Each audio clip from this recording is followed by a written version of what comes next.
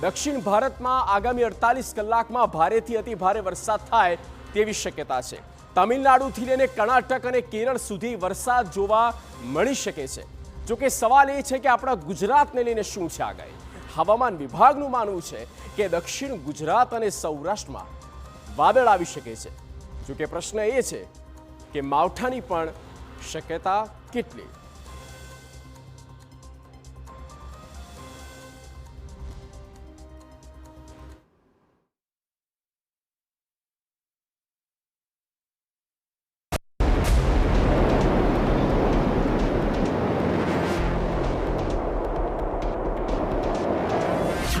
દરિયામાં વધુ મજબૂત થઈ સિસ્ટમ,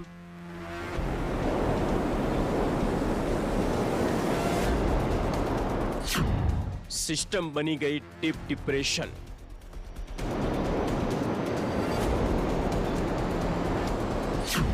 મહારાષ્ટ્ર સુધી થઈ શકે છે વરસાદ।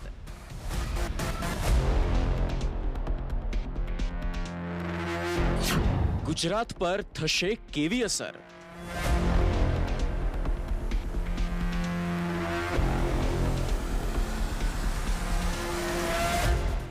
બંગાળની ખાડીમાં બનેલી સિસ્ટમ વધારે મજબૂત થઈને આગળ વધી રહી છે।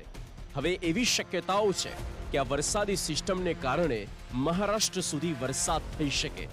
હવામાન વિભાગની આગાહી પ્રમાણે આગામી કલાકોમાં આ સિસ્ટમ આગળ વધશે અને પછી કેરળ, તામિલનાડુ, કર્ણાટક, આંધ્રપ્રદેશ સુધી વરસાદ વરસી શકે છે।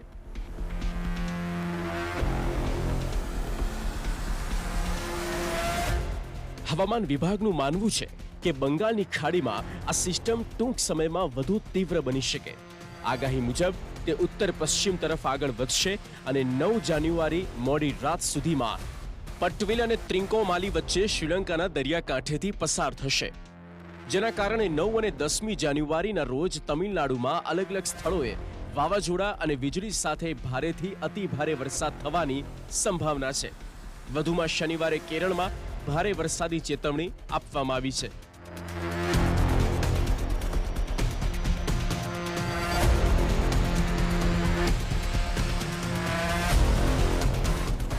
હવામાન વિભાગની આગાહી પ્રમાણે આ સિસ્ટમ વાવાઝોડું બને તેવી શક્યતાઓ નથી।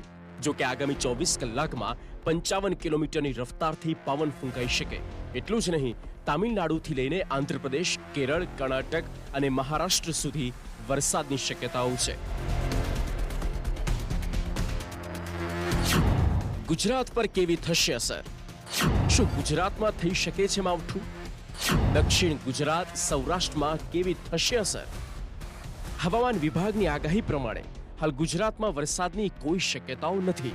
જો કે વરસાદી સિસ્ટમને કારણે દક્ષિણ ગુજરાતના કેટલાક જિલ્લાઓમાં વાદળછાયું વાતાવરણ જોવા મળી શકે, પરંતુ વરસાદ થાય તેવી શક્યતાઓ ખૂબ જ ઓછી છે। સૌરાષ્ટ્રમાં પણ વાદળછાયું વાતાવરણ જોવા મળી શકે। જો કે સૌરાષ્ટ્રમાં વરસાદ થાય તેવી સંભાવનાઓ નથી, એટલે ગુજરાતને ચિંતા કરવાની હાલ પૂરતી કોઈ જરૂર નથી।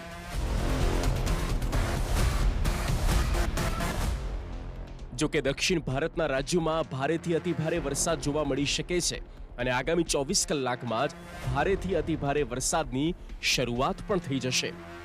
Bureau report, TV9।